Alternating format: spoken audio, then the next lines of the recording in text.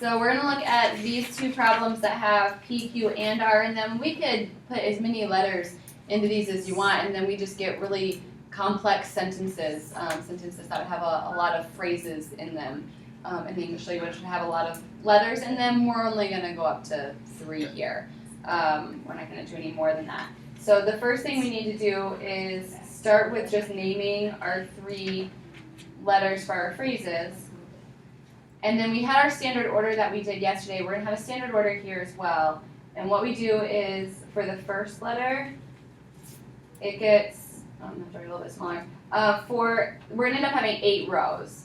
So it's going to get 4 turns to be true and 4 turns to be false. That's ridiculous. Oh my gosh. Because we need to get every possible combination of trues and falses with the P, Q, and R. Holy cow. Right, and so since each letter has 2 options, being either true or false, the way you can figure out how many rows you're going to need is by taking the number of letters that you have 2 to that power. So yesterday we had 2 letters to the second power gives 4. And so then we have today true, false, but we have 3 letters to that. 2 to the third power gives 8. So if we would bring a 4th letter into this, we would have to do 2 to the 4th, which would be 16. So bringing in another letter would give us 16 rows of our table then. We're not going to do that. We're only going to go up to 3 where we'll have these 8 rows. Then what we do for Q, for the next letter, is we do it 2 at a time. So true, true, false, false. True, true, false, false. And then the last one will go every others. So true, false, true, false, true, false, true, false. And that will create every combinations of trues and falses for those 3 letters.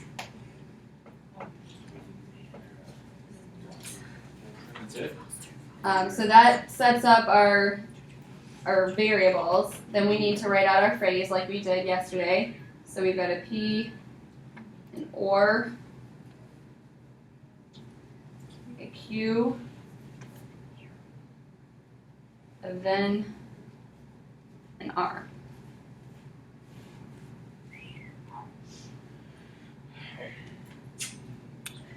So the order we're going to do things, we're going to do that P first. It's all by itself in the statement, so we just, we'll take care of that part first and we just copy over. I thought we did the stuff inside. We'll do that before we do the or.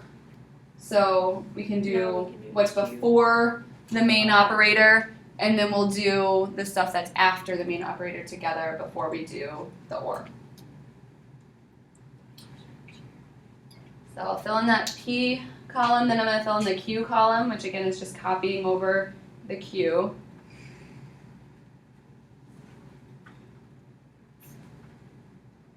Once you start to get this many rows in here, having lined paper is really nice. Like when you do your homework, because mine I'm not necessarily saying, so then it's kind of hard to line up like where the trues and falses are. So lined paper is really awesome on these. And then we're going to copy over the R.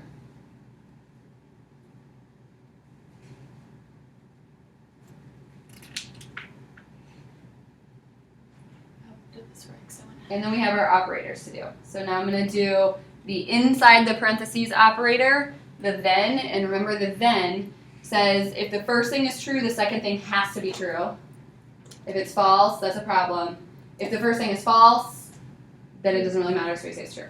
So it's going to go true, false, true, true, true, false, true, true. So if the T comes before the F, then it's automatic. And that's a problem. But Everything any else is other okay. time, okay. For the then operator, for the arrow. Yeah. Yep. And so the last thing we have to do is fill in the or. And what we're comparing for or is the P that we haven't used at all yet and the last thing we got, the then.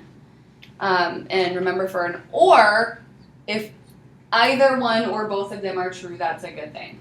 So I end up with true, true, true, true, true, false, true, true. Wait, what? Whoa, but, oh wait, okay, no, sorry. So for an or, if either one of them is true, then it's true. So the only time that doesn't happen is on the 6th row down, where both P and then are false. All the other ones have at least one true in it, which is good for an or. What if the parentheses was around the P or Q? And you'd start with that, right? Yep, so if the parentheses are on the P or Q, our order would be we'd fill in P, we'd fill in Q, we'd fill in or, fill in R, fill in then. And then how would you get then if that was the case? The then would come from the or and the R. Wait, to get the U thing, where, like, which ones did you take? The two with the red dots above them. The P and the then Okay. is how I got the red column. How, Which is the how final did you determine that? Since the P is all by itself, it has to be that. So since it's P or, it has to be the P. And it's P or the answer to the second part, and the answer to the second part is the then. Thanks. So we've got one more of these with 3 letters. And it's a bigger one. So there's more stuff going on there. We're still gonna need our 8 rows.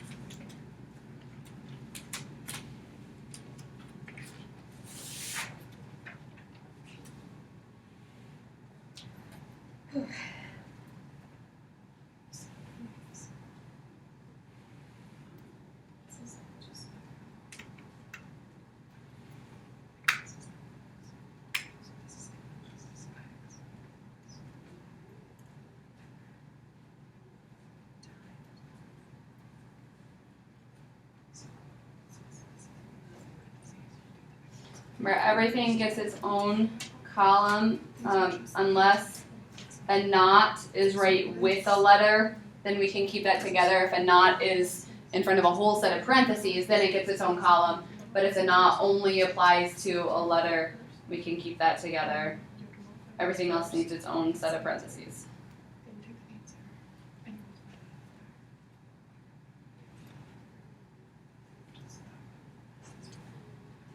So then to start filling this out, we want to pay attention to where our parentheses are. So I have parentheses around the P and Q.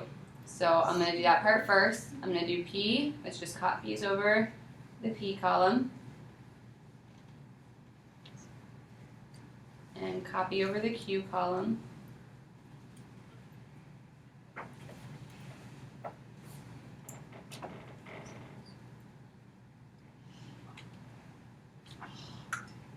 And then do our operator on that.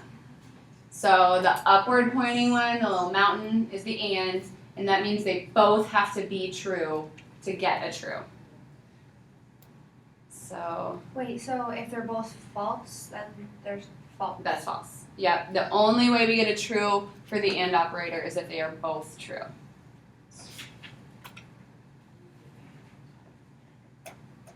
But the or, the both false could be. An or both false is still false. That's the only false actually for an or. Because an or says at least one needs to be true. Oh, okay. Upside down. Or is the upside down, like the regular looking B thing. So then if it's false true for an or, that's true. Yes. Yeah. So then I'm going to do the next set of parentheses. So I have a not R, which is going to negate all the R columns. So I'm going to take that R column and switch it all up. So true becomes false and false becomes true.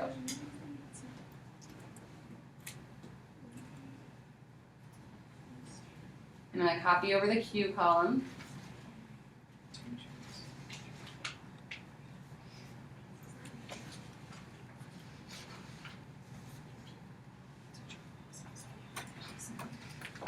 And then do the operator in there, which is an or. So or says one true is true, otherwise it's false. So at least one's true is a good thing. If they're both false, it's false.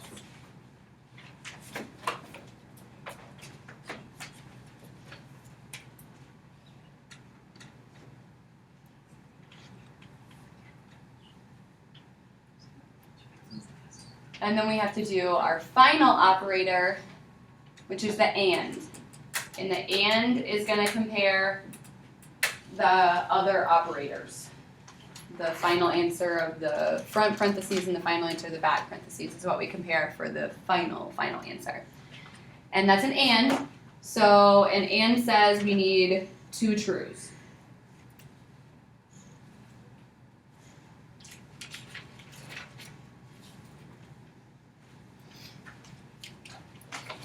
True, true, and all the rest false.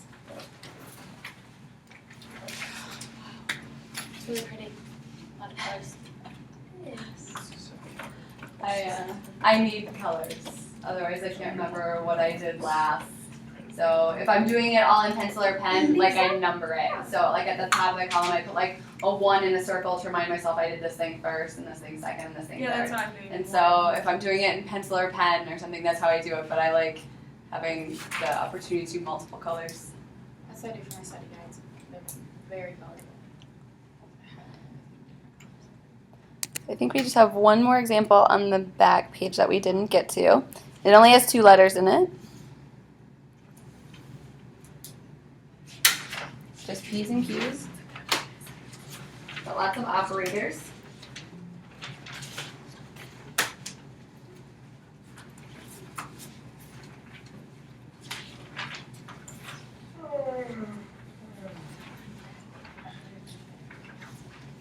So our order for just 2 letters is true, true, false, false, true, false, true, false. So if there's no R, we don't have to do the long one. Right. It's just when that 3rd letter comes in that it adds a lot more opportunities for getting each possibility of combinations, the trues and falses.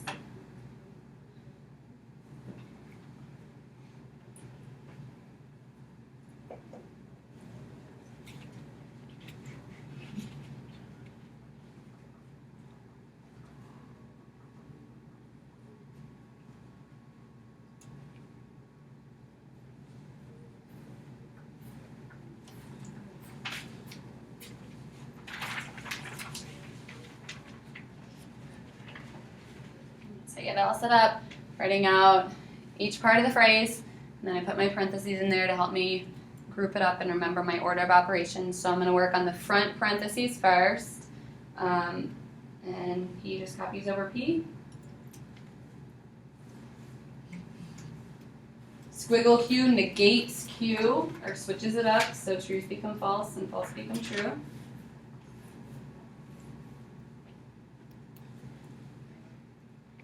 And then upward pointing upside down V mountain thing is and, which means both trues make true and otherwise false.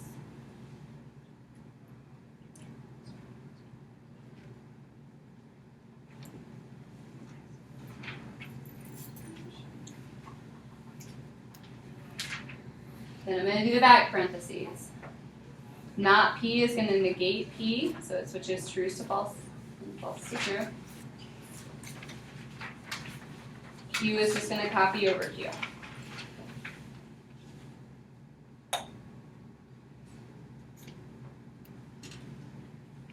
Then the operator there is an OR, which says at least one true can make a true.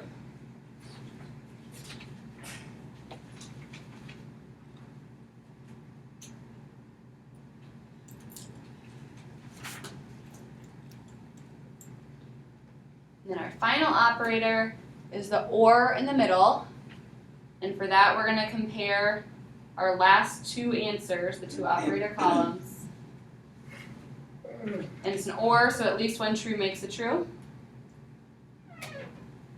And so we end up with all trues.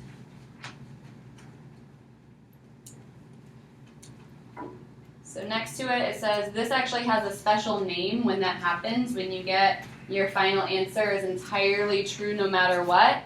That is called a tautology. A tautology is an entirely true statement. The opposite is called. The opposite would be if we got all falses in a table, and that is called self-contradictory.